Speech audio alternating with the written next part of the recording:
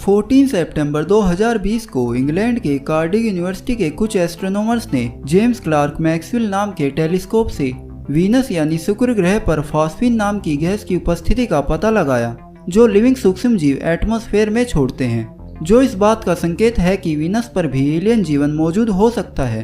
तभी से साइंटिस्टों में खलबली सी मच गई है और वो इसके अध्ययन में लग गए हैं। तो हेलो दोस्तों, मेरा नाम है अमन और आप देख रहे हैं स्पेस ज्ञान टीवी। दोस्तों, मनुष्य जो सालों से इस पूरे ब्रह्मांड में जीवन की खोज में लगा है, जहां हमने कई सौ प्रकाश वर्ष दूर स्थित हैबिटेबल जोन वाले प्लैनेट्स की खोज की है, जहां पर जीवन की संभावनाओं का अंदाजा लगाया गया है, पर हम मनुष्य अपने ही खुद के सोलर सिस्टम को अच्छे से खोज नहीं पाए और वीनस के एटमॉस्फेयर में फॉस्फीन गैस की उपस्थिति इसका एक पक्का सबूत है।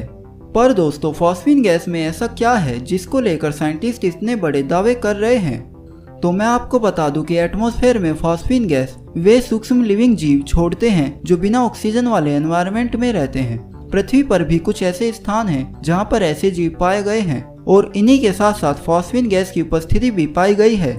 और साइंटिस्टों का मानना है कि इस गैस का निर्माण सिर्फ दो तरीकों से ही किया जा सकता है, या तो किसी एडवांस सिविलाइजेशन द्वारा किसी लैब में, या फिर किसी लिविंग ऑर्गेनिज्म द्वारा इसे सीधा एटमॉस्फेयर में छोड़ा जाए।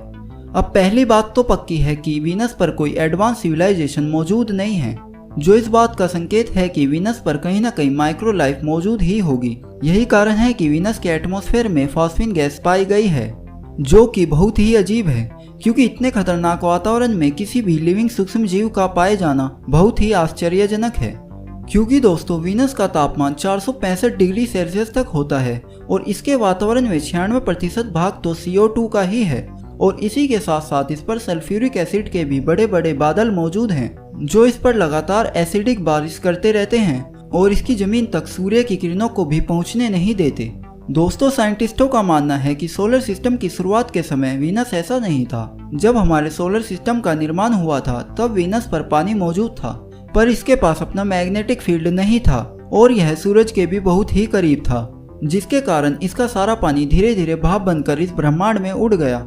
और अपना मैग्नेटिक फील्ड ना होने के कारण सूरज पर चलने वाले भयंकर तूफानों ने इसे बेजान बना दिया। दोस्तों, अगर इन सब के बावजूद वीनस पर एलियन सूक्ष्म जीवन मौजूद है तो वह हमारे ब्रह्मांड को देखने का नजरिया ही बदल देगा, क्योंकि अभी तक मनुष्य जीवन की संभावना हैबिटेबल जोन वाले प्लैनेट्स पर ही मानता था जहां पर पानी मौजूद हो, पर अब मनुष्य बेजान से और सूखे दिखने वाले प्लैनेट्स पर भी जीवन की खोज में लग जाएगा। तो दोस्तों, आशा करता हूँ कि आपको इस वीडियो से कुछ न कुछ ज्ञान की बातें सीखने को अवश्य मिली होगी। यदि आपको इस तरह की वीडियो पसंद हो तो आप मेरे चैनल को सब्सक्राइब कर सकते हो। यदि आपका कोई सवाल या सुझाव हो तो आप मुझे कमेंट कर सकते हो। वीडियो देखने के लिए आपका धन्यवाद।